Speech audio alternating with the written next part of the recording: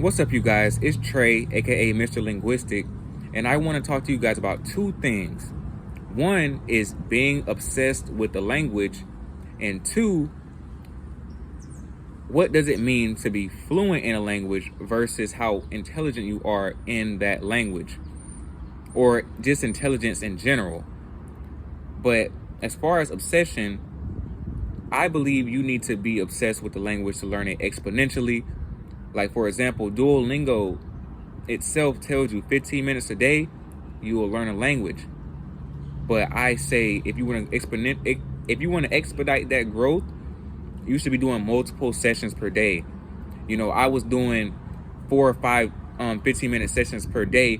Even probably even more. Whenever I felt like it, I hopped on Duolingo. I also had Spanish dictionary, not actual dictionary, but the app.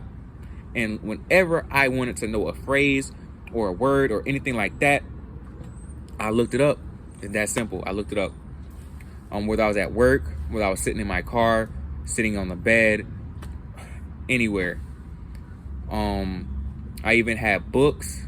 I went to the library. I was reading children's books in Spanish. Got French grammar books. I got dozens of books. They're all back in Georgia in my mom's house. But I was obsessed, man. I was obsessed with learning languages. Any language that I wanted to learn, I was obsessed with it. I even changed the language of my phone to whatever language I wanted to learn at the time. Yeah, I even at work, I barely knew any Spanish. Still was trying to ask questions, ask natives, try to speak with them, But yeah, but as far as obsession goes, you just need to be obsessed. You just need to be obsessed. But as far as fluency, because I feel like people, they don't want to communicate in the language that they're trying to learn because they are afraid that they don't know enough yet. But that stuff really doesn't matter, because what matters is, are you able to communicate, and are you able to understand what is being said to you? That's the only thing that really matters at the end of the day. So you can, for example, me, one could say that I'm intelligent, whatever you want to call it. But that's while I'm speaking English. I may appear that way when I'm speaking English, but while I'm speaking, let's say, for example, Spanish, I probably don't sound that intelligent. If you just put aside the fact that I learned Spanish by myself and I'm not a Latino and I'm speaking Spanish. If you put those facts to the side and just hear me like speaking Spanish, I do not sound intelligent whatsoever. But that does not necessarily mean that I'm not able to communicate with Latinos, for example.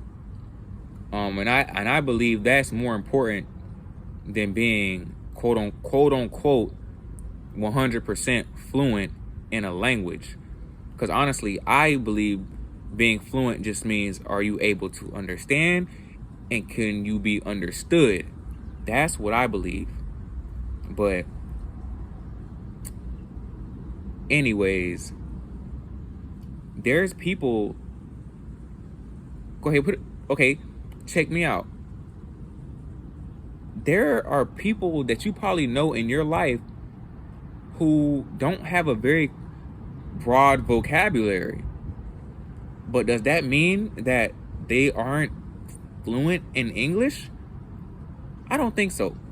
Because if you're able to understand that person and they're able to understand you, of course they're fluent. I would say they just aren't as intelligent as you. And that's where the intelligence versus fluency idea came to my head, because it's like, yeah, this dude might not know what magnificent means, but if you use the other word like great, he knows what the word great means, So that's what it's all about. But Thank you guys for watching.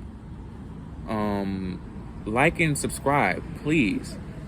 I want to continue giving you guys more language content because I love languages. I don't really care about any other thing, as far as hobbies go, besides languages, because I love them. I love to be in the know. So, yeah.